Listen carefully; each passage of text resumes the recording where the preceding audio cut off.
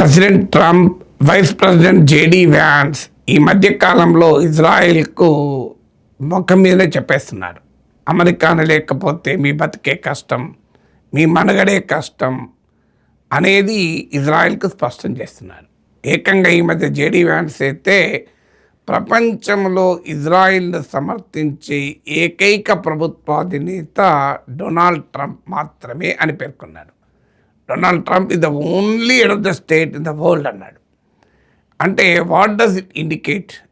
Trump, వ్యాన్స్లు Israel పైన చేసిన వ్యాఖ్యలు ఏదో ప్రత్యర్థులు, శత్రువులు చేసేటువంటి విమర్శలు కావు. ఇజ్రాయిల్కు అత్యంత మిత్రదేశమైన అమెరికా ఇవాళ అమెరికన్ మిలిటరీ ప్యాట్రనేజ్తో బతుకుతున్న ఇజ్రాయిల్ పైన ఈ వ్యాఖ్యలు చేస్తున్నారంటే it only reveals the state of Israel today. అంటే ఆధునిక ఇజ్రాయిల్ ప్రపంచంలో ఎంత ఏకాకిగా మారిపోయింది అని. బహుశా జేడీ వ్యాన్స్ అంచనాలో ఒక తప్పు ఉంది. ట్రంప్తో పాటు నరేంద్ర మోడీ కూడా ఇజ్రాయిల్కు గట్టి సమర్థకుడు. అయితే సమస్య ఏంటంటే నరేంద్ర మోడీ భారతదేశానికి ప్రధానమంత్రి కనుక India's foreign policy unquestioned లయాలిటీ to ఇజ్రాయెల్ను అంగీకరించదు. మన ఇండియన్ ఇంట్రెస్ట్ వేరు, మనకుండే ఫారిన్ పాలసీ, డిప్లొమసీ, స్ట్రాటజిక్ ఇంట్రెస్ట్లు అన్ని సందర్భాల్లో ఇజ్రాయెల్తో కన్వర్జ్ కాదు. బీజేపీ ఐడియాలజికల్ ఇంట్రెస్ట్ ఇజ్రాయెల్తో కన్వర్జెన్స్ ఉంది, కానీ ఇండియన్ స్ట్రాటజిక్ ఇంట్రెస్ట్ కన్వర్జెన్స్ కావు. అందువల్ల ప్రధానమంత్రి నరేంద్ర మోడీ ఉన్నా India cannot be totally loyal to Israel. అందుకే ఇంత ఇజ్రాయెల్కు సపోర్ట్ చేస్తున్న ఇప్పటికీ మోడీ ప్రభుత్వం కూడా పాలస్తీనా ప్రజలకు దేశం కావాలంటారు. తాజాగా కూడా పాలస్తీనాకు రిలీఫ్ మెటీరియల్ కూడా మోడీ గవర్నమెంట్ పంపించింది. అందుకే బహుశా జేడీ వ్యాన్స్, ప్రెసిడెంట్ ట్రంప్ ఒక్కరు ఇజ్రాయిల్ను శషబిషలు లేకుండా సమర్థించేటువంటి ఏకైక ప్రభుత్వాధినేత అన్నాడు. మరి ఇజ్రాయిల్ ఈ పరిస్థితికి ఎందుకు నెట్టివేయబడింది? కావాలనే ఇజ్రాయిల్ను ఐసోలేట్ చేశారా? కాదు. ఇజ్రాయిల్ తన పాలసీస్ వల్ల తనకు తాను ఐసోలేట్ చేసుకున్నది. ఏంటి ఆ పాలసీస్? మీకు ఇజ్రాయిల్ ఏర్పాటులో కీలక భూమిక పోషించింది యూరోపియన్ కంట్రీస్, ఫ్రాన్స్, యూకే లాంటి దేశాలు. ఇవాళ ఆ దేశాలే పాలస్తీనాను గుర్తిస్తున్నాయి. పాలస్తీనా మాతృదేశం ఏర్పాటు కావాలి అంటోంది. యునైటెడ్ నేషన్ చెప్పిన 2 స్టేట్ సొల్యూషన్ మాట్లాడుతున్నాయి. ఆఖరికి ఇజ్రాయిల్కు సహకారాన్ని ఇవ్వమని ప్రకటిస్తున్నాయి. ఎందుకు మరి యూరోప్కు ఇజ్రాయిల్ పైన కోపం వచ్చింది? దానికి కారణం ఏంటి అంటే గాజాలో మారణహోమం. హమాస్ ఇజ్రాయిల్ పైన కిరాతకమైన దాడి చేసింది. ఎవరు కూడా దాడిని సమర్థించలేరు, ఖచ్చితంగా ఖండించాల్సిందే. కారణాలు ఏమైనప్పటికీ, what ever may be the reasons, barbaric attack చేసింది హమాస్. దానికి ఎవరూ సపోర్ట్ చేయం. కానీ ఆ పేరిట గాజా పైన ఇజ్రాయిల్ జరిపిన దారుణ మారణ హోమం అంతా ఇంత కాదు. వేలాది మంది పాలస్తీనా ప్రజలను చంపేశారు, చిన్నపిల్లల్ని చంపారు, హాస్పిటల్స్ నాశనం చేశారు, సివిల్ ఇన్ఫ్రాస్ట్రక్చర్ను సర్వనాశనం చేశారు. ఆఖరికి ఎంటైర్ గాజా పాపులేషన్ డిస్ప్లేస్ అయ్యారు. ఆహారం దొరకదు, మందులు దొరకవు, అలాంటి కండిషన్స్ క్రియేట్ అయ్యింది. ఆఖరికి ఇంటర్నేషనల్ క్రిమినల్ కోర్టు కూడా నెతన్యాహును దోషిగా నిర్ధారించి అరెస్ట్ వారెంట్ ఇష్యూ చేసింది. అలాగే యూరపే కాదు, ప్రపంచం మొత్తం ఇజ్రాయెల్ చర్యల్ని ఖండించింది. సో ఇంతగా ఐసోలేట్ కావటానికి మొదటి కారణం అది. సో ఒక హమాస్ను పనిష్ చేస్తామని వెళ్ళి ఎంటైర్ గాజాలోని పాలస్తీనా సమాజాన్ని పనిష్ చేసింది. నీపై దాడి చేసింది హమాస్ పైన అటాక్ చేయడానికి ఎవరు అభ్యంతరం చెప్పరు. ఇజ్రాయెల్కి కూడా రైట్ టు రిప్లై ఉంటుంది ఖచ్చితంగా. అందువల్ల ఇజ్రాయెల్లోని సామాన్య ప్రజల్ని అటాక్ చేసి వాళ్ళని కిడ్నాప్ చేసి రోజుల తరబడి హమాస్ బందీగా పెట్టుకుంది. హమాస్ డిఫెన్స్ ఏమైనా కానివ్వండి, మమ్మల్ని దశాబ్దాలుగా దిగ్బంధం చేశారు, మాకు కూపిరాడకుండా చేశారు, మాకు ఇంకో మార్గం లేకుండా చేసింది ఇజ్రాయెల్ అని హమాస్ వాదన. కారణాలు ఏదైనా ఆ హమాస్ చర్య తీవ్రవాద చర్య అవుతుంది కనుక దాని ప్రపంచం అంతా కూడా హమాస్ చర్యను ఖండించింది. కానీ హమాస్ను డీమిలిటరైజ్ చేస్తామన్న పేరిట గాజా జనాభానే లేకుండా చేస్తాం, జెనోసైడ్, పాలస్తీనా ప్రజలు లేకుండా చేస్తామంటారు. దీనికి ఇంకో వాదన ఇజ్రాయెల్ ఏంటంటే, మేము ఏం చేస్తాం, హమస్ హ్యూమన్ షీల్డ్ పెట్టుకొని మా పైన అటాక్ చేస్తుంది.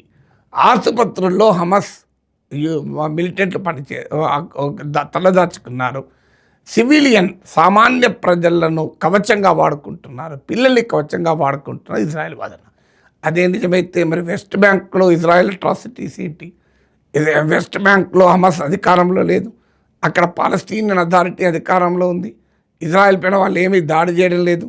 కానీ వెస్ట్ బ్యాంక్లో ఇజ్రాయెల్ సెటిల్మెంట్స్, జూయిష్ సెటిల్మెంట్స్ పెంచుతున్నారు. ఆ జూయిష్ సెటిలర్స్ పాలస్తీనా ప్రజల మీద అటాక్ చేస్తున్నారు. వెస్ట్ బ్యాంక్ను కూడా ఖాళీ చేయించడానికి ఇజ్రాయెల్ నిరంతరం ప్రయత్నం చేస్తుంది. వాళ్ళైతే అనామ్డ్ పాలస్తీనియన్స్ కదా, వాళ్ళు ఏ దాడి చేస్తలేరు కదా. అందువల్ల ఇజ్రాయెల్ చెబుతున్న వాదన నిజం కాదనటానికి వెస్ట్ బ్యాంక్లో జరుగుతున్నది క్లియర్ ఎగ్జాంపుల్. అందువల్ల పాలస్తీనా ప్రజలనే, జాతినే లేకుండా చేస్తాం అనే ఒక హ్యూమన్ జెనోసైడ్కి ఇజ్రాయెల్ వెళ్ళడం వల్ల ఇవాళ యూరోపియన్ కంట్రీస్, అమెరికాతో సహా అమెరికాలో ఉన్న అనేక మంది, అమెరికా ప్రభుత్వ వైఖరిలా ఉన్న ఆస్ట్రేలియా, ఇలా వెస్ట్రన్ ప్రపంచం కూడా ఇజ్రాయెల్ని ఖండిస్తుంది. ఇది మొదటిది.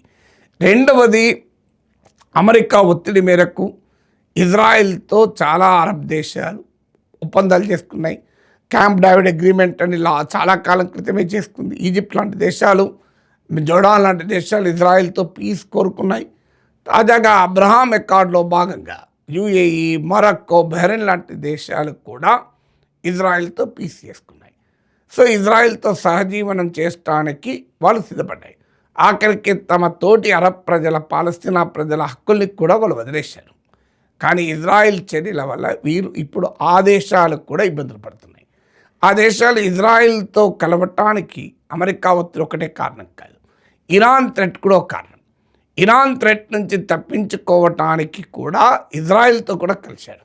కానీ ఇవాళ ఏం జరుగుతోంది, ఇజ్రాయెల్ ప్రొవొకేటివ్ యాక్షన్స్ వల్ల ఈ అరబ్ దేశాలకు కూడా అనీజీ ఫీల్ అవుతున్నాయి. ఇజ్రాయెల్ ఏకపక్ష దాడుల వల్ల ఇవాళ అరబ్ దేశాల ప్రజల్లో మీకు ఇజ్రాయెల్ పైన వ్యతిరేకత పెరిగి ఈ ఇజ్రాయెల్తో శాంతి ఒప్పందాలు చేసుకున్న దేశాలు కూడా ఇవాళ అన్స్టేబుల్ అవుతున్నాయి, ఆందోళన చెందుతున్నాయి. ఇది రెండో ఫ్యాక్టర్. మూడో ఫ్యాక్టరు, ఇజ్రాయెల్ జరిపిన దాడుల వల్ల ఇరాన్ పైన కానీ, లెబనాన్ పైన కానీ జరుపుతున్నటువంటి దాడుల వల్ల మీకు అమెరికాతో కలిసి జరుపుతున్న ఈ వెస్ట్ ఏషియా వార్ వల్ల హయ్యెస్ట్ కొలేటరల్ డ్యామేజ్ అనుభవిస్తున్నది అరబ్ దేశాలు. ఇవాళ మీరు తాజా వెస్ట్ ఏషియా వార్ కూడా చూడండి, ఇజ్రాయిల్లో జరిగిన డ్యామేజ్ చాలా తక్కువ. డ్యామేజ్ అంతా మీకు ఇరాన్లో జరిగింది. Okay, Iran is a player కనుక జరుగుతుంది.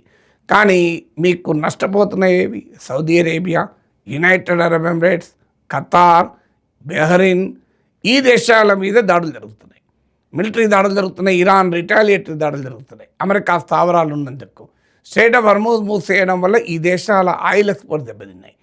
తాము కోరుకోని వారి వల్ల తాము నష్టపోతున్నామన్న భావన ఈ దేశాల్లో పెరుగుతోంది. ఈ అరబ్ దేశాల వారిని కోరుకోలేదు. ఈవెన్ తాజాగా అయితే సౌదీ అరేబియా ప్రాజెక్ట్ ఫ్రీడమ్ అని స్ట్రెయిట్ ఆఫ్ హర్ముజ్ను ఆయుధాల, యుద్ధ విమానాలతో ఫ్రీ చేస్తామని ట్రంప్ ప్రతిపాదిస్తే తమ ఎయిర్ స్పేస్ ఇచ్చే ప్రసక్తే లేదని సౌదీ కింగ్ చెప్పేశారు. అందువల్ల అమెరికాకు, సౌదీ అరేబియాకి ఈ అంశంలో డిఫరెన్స్ కూడా వచ్చాయి.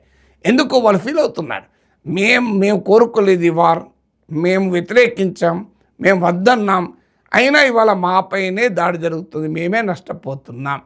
అందువల్ల ఇజ్రాయెల్ బాగానే ఉంది, అమెరికా బాగానే ఉంది, మధ్యలో మేమెందుకు నష్టపోవాలి అనే భావన కూడా పెరుగుతోంది. ఇది మూడవది. నాలుగవది, ఇరాన్ అనుసరించిన అసిమెట్రిక్ వార్ఫేర్ వల్ల. అంటే ఇరాన్ ఎత్తుగడేంటి, అమెరికాతో ప్రత్యక్షంగా యుద్ధం చేయలేదు. అందువల్ల అసిమెట్రిక్ వార్ఫేర్ చాలా వీడియోలో చెప్పాను. అంటే సమానమైన బలాబలాలు లేనప్పుడు ఎలా ఫైట్ చేయాలో ఇరాన్ నేర్చుకుంది. అందులో కీలకమైనది ఏంటంటే ప్రపంచానికి geo political and geo economic cost పెంచాలి, అమెరికాకు ముఖ్యంగా. దానివల్ల ఒత్తిడి పెరుగుతుంది.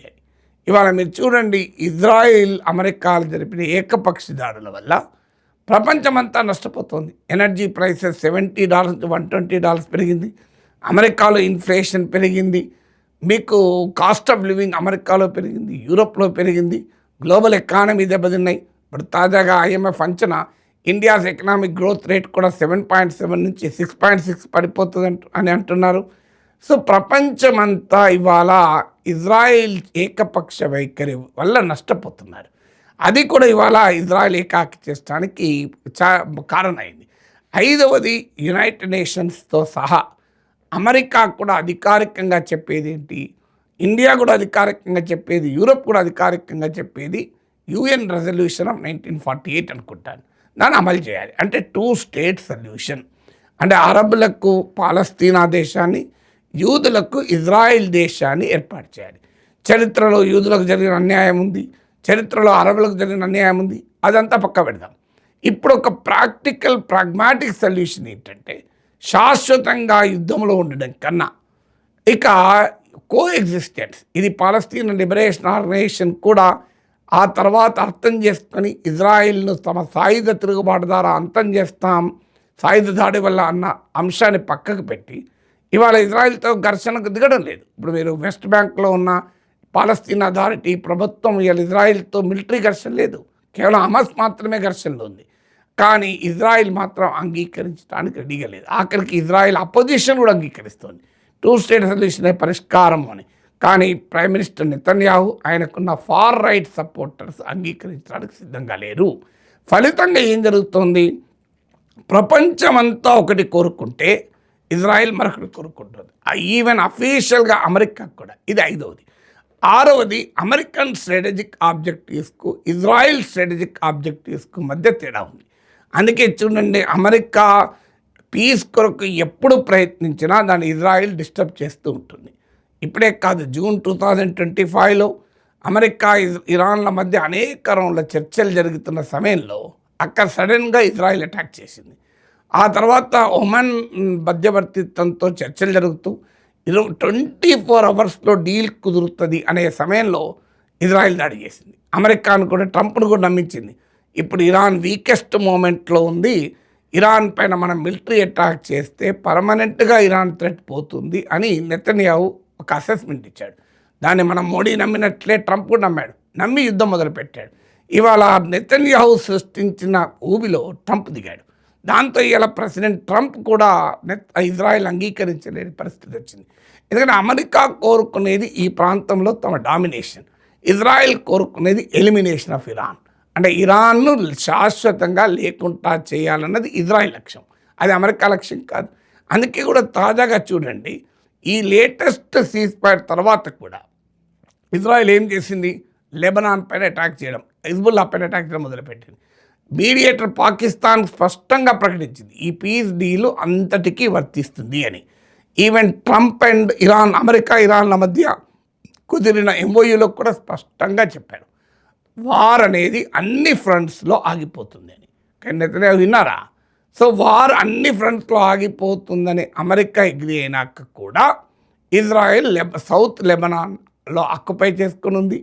అలాగే మీకు హిజ్బుల్లా టార్గెట్ను అటాక్ చేస్తూనే ఉంది.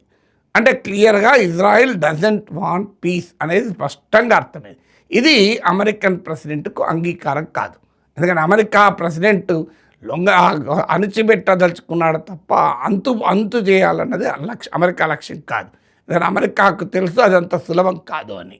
సో అందువల్ల ఇది ఆరవది. ఏడవది అరబ్ దేశాలు అనేక రకాల ఒప్పందాలు చేసుకొని ఇజ్రాయిల్తోని, ఈవెన్ హమాస్ దాడి అయ్యే సమయానికి సౌదీ అరేబియా కూడా ఇజ్రాయిల్తో నార్మలైజేషన్ టాక్స్ మొదలుపెట్టాయి. కానీ ఇప్పుడు సౌదీ కాదు, ఉన్న దేశాలకు కూడా ఇజ్రాయిల్తో ఫ్రెండ్లీగా ఉండడం సాధ్యమా అనే ఆలోచనకు వచ్చారు. ఎందుకు, ఇజ్రాయిల్ ఆఖరికి ఇరాన్నే కాదు, అమెరికా మిత్ర దేశమైన ఖతార్పై కూడా అటాక్ చేసింది. దాంతోనే ఇవాళ సౌదీ అరేబియాతో, ఈజిప్ట్తో సహా అరబ్ దేశాలని 40 అరబ్ అండ్ ముస్లిం కంట్రీస్ సమావేశమై అరబ్ అండ్ ఇస్లామిక్ నాటో ఏర్పాటు చేసి దిశగా ఆలోచించాయి. సౌదీ అరేబియా పాకిస్తాన్తోనే ఏకంగా డిఫెన్స్ అగ్రిమెంట్ నాటో తరహా ఒప్పందం కుదుర్చుకుంది. ఇంక్లూడింగ్ పాకిస్తాన్ న్యూక్లియర్ ప్రొటెక్షన్ కూడా సౌదీకి ఎక్స్టెండ్ చేసింది. ఇదంతా ఎందుకు జరిగింది, సౌదీ అరబ్ దేశాలకు ఇజ్రాయిల్ ఏకపక్ష వైఖరి ఖతార్పై కూడా అటాక్ చేయడం వల్ల జరిగాయి. సో అందువల్ల ఇవాళ ఈ దేశాలకు కూడా తమకు ఇజ్రాయిల్ ఎంత ప్రమాదమో, ఇరాన్ ఎంత ప్రమాదమో ఇజ్రాయిల్ కూడా ప్రమాదం. ఇప్పటిదాకా ఈ దేశాలు ఆలోచించినది ఈ బ్యాలెన్స్ మెయింటైన్ కావాలి. అంటే ఇజ్రాయిల్, ఇరాన్లు రెండు ఉంటే ఒకరి థ్రెట్ నుంచి మరొకరు డిటరెన్స్గా పనిచేస్తారు. ఇజ్రాయిల్ దాడి అటు ఇరాన్ దాడి రెండింటిని ఎదుర్కోవాలంటే ఈ బ్యాలెన్స్ కావాలని అరబ్ దేశాలు కోరుకున్నాయి. అరబ్ దేశాలు అందుకే ఇరాన్ ఎలిమినేట్ కావాలని కోరుకోవు. ఎందుకు కోరుకోవంటే ఇరాన్ ఎలిమినేట్ అయితే ఇక ఇజ్రాయిల్ చేతిలో తాము చావు దెబ్బ తినాల్సిందే. దానికి తాజా ఉదాహరణ ఖతార్ పైన అటాక్. అందువల్ల బియాండ్ పాయింట్ ఇరాన్ డిస్ట్రక్షన్ను సౌదీ, యుఏఈ లాంటి అరబ్ దేశాలు కూడా కోరుకోవు. అందువల్ల మీకు క్లియర్గా America strategic objective, Israel strategic objective తో పాటు అరబ్ దేశాల స్ట్రాటజిక్ ఆబ్జెక్టివ్స్లో కూడా డైవర్జెన్స్ ఉంది. దానివల్ల కూడా ఇజ్రాయెల్ ఇవాళ ఐసోలేట్ అవుతుంది.